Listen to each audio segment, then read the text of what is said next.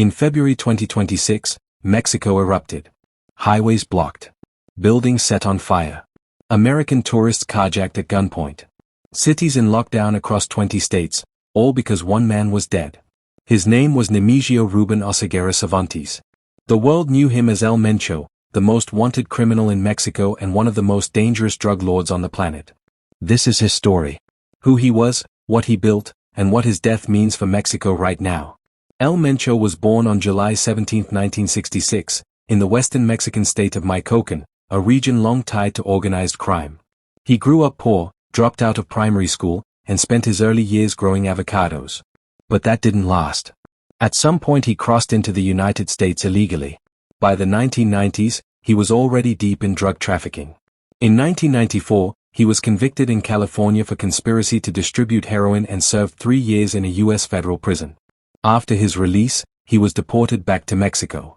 Back home, he entered organized crime at a serious level, first as the chief enforcer for the Milenio cartel, then working in security and operations for the Sinaloa cartel, the most powerful criminal organization in Mexico at the time. He was learning the business from the inside, and he was preparing to build something of his own. In 2009, the Milenio cartel collapsed after its leader was captured. El Mencho saw his opening. In 2010, he co-founded the Cartel Jalisco Nueva Generación, the CJNG, alongside allies who provided financial and logistical backing. From day one, he built it differently from other cartels. He didn't just want territory. He wanted total dominance. Security analysts have compared his expansion strategy to that of Genghis Khan, wipe out opposition so completely that no one else dares resist. The CJNG became known for extreme, calculated violence. They attacked rivals, massacred enemies, and directly confronted Mexican security forces. In 2015, the CJNG used a rocket launcher to shoot down a Mexican military helicopter, a moment that sent a clear message. This cartel was not just a criminal gang. It was an army. Under El Mencho, the CJNG expanded into more than 20 Mexican states and built international connections across over 40 countries. The U.S. Drug Enforcement Administration labeled it one of the 5 most dangerous criminal organizations in the world. And through all of this, El Mencho himself remained almost invisible.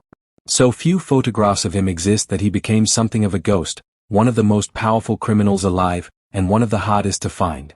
The CJNG's core business was drugs, and it became one of the primary suppliers of fentanyl and methamphetamine flowing into the United States.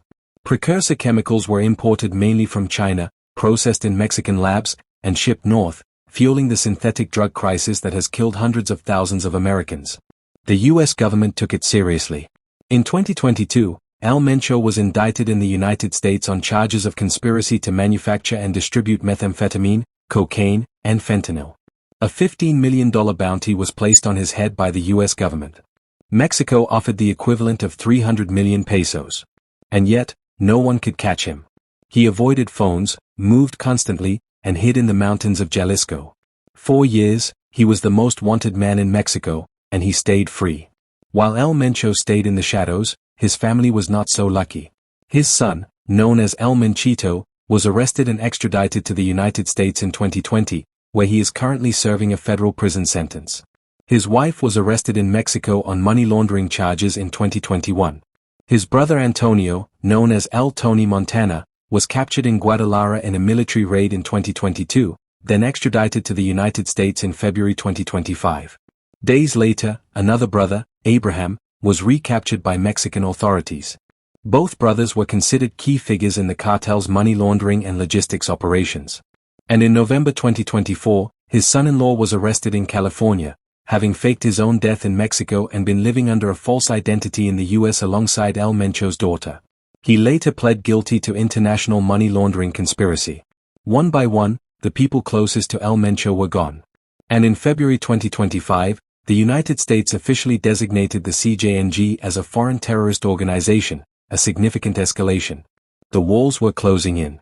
On Sunday, February 22, 2026, Mexico's military launched a targeted operation in Tapalpa, a municipality in Jalisco state. Their target, El Mencho. When military personnel encountered armed CJNG members, a firefight broke out. 4 cartel members were killed at the scene. El Mencho and 2 others were critically wounded. He was loaded onto an aircraft, airlifted toward Mexico City for treatment. He died in the air.